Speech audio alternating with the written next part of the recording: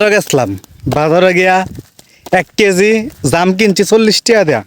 ওখান জামটি খায় খায় আইতেছি, জামটি খায় খায় আওয়ানোর সময় ওটু তুলছি, ওটু তুললে দেখি অটোওয়ালা বেড়া সিগারেট খাইতেছে, অটোওয়ালা বেড়া সিগারেট খাইতেছে। এই সময় আমি কি করছি, অটোওয়ালা বেড়া হাতলাম, ভাই জাম খাইবেন? আমিও কিন্তু জাম খায় খায় আইতেছিলাম। 1 কেজি জাম কিনছি খায় খায় আইতে আইতে এখন বাড়ির কাছে আয়া পড়ছি।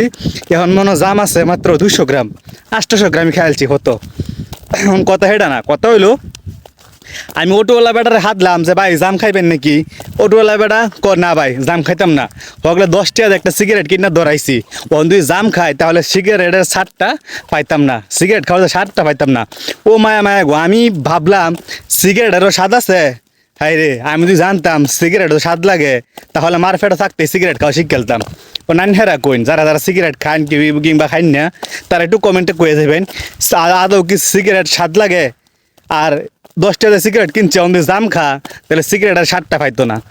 আসানক ব্যাপার না, একটু সবাই কমেন্টটা করে দেবেন।